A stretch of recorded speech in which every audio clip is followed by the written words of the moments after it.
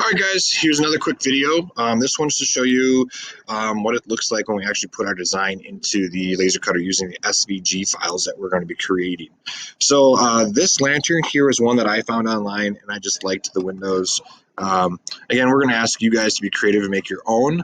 If you get ahead and you do create your own and you're like, I really like this design as well, we can always set up and make another one out of either cardboard, or we have some thicker cardstock paper that we could try as well.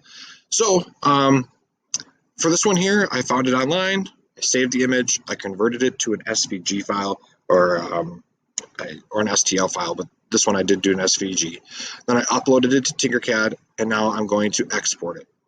Just like in the last video, we're going to go down here and click SVG, and it should pop up for me down here. For you, it might be in your Google Drive downloads folder. So here's my Bodacious Hango SVG file. I really should go up here and change this to my name, which I'm going to do.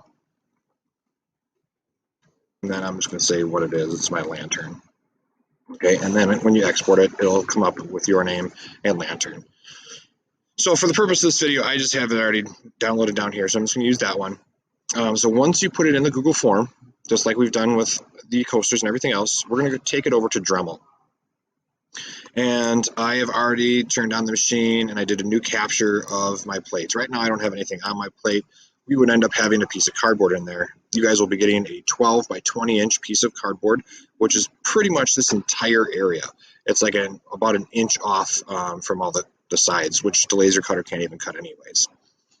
So once we get it into here, we're going to go import, and we're going to go to File.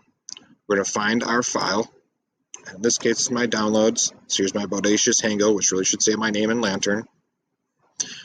And then I'm going to go ahead and upload it. And okay. So now here's my image. It's kind of hard to see, but I'm going to make it a little bit bigger. Actually, I'll pull it over here so you guys can kind of see my screen without the background. So if we go back to Tinkercad, this was a solid shape. But when we downloaded it as the SVG file, it did come out as just a cut file. So what the computer is telling the laser cutter is it just wants to go around the outside of everything in that file. So here, I'd be able to put this on my cardboard and we could cut it out.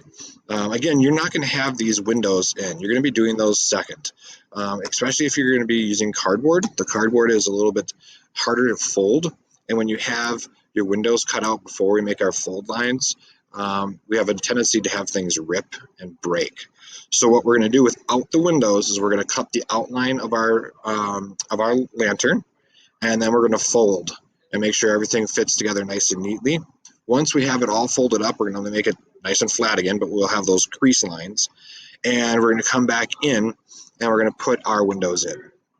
And as you guys can see, our windows need to be an outline of something. So we have Santa Claus and a tree, a deer and some pine trees, a snowman, and another deer. Okay. There's a couple options that we can do for you guys to make your windows. You can import pictures and things into Tinkercad, and we can make another SVG file.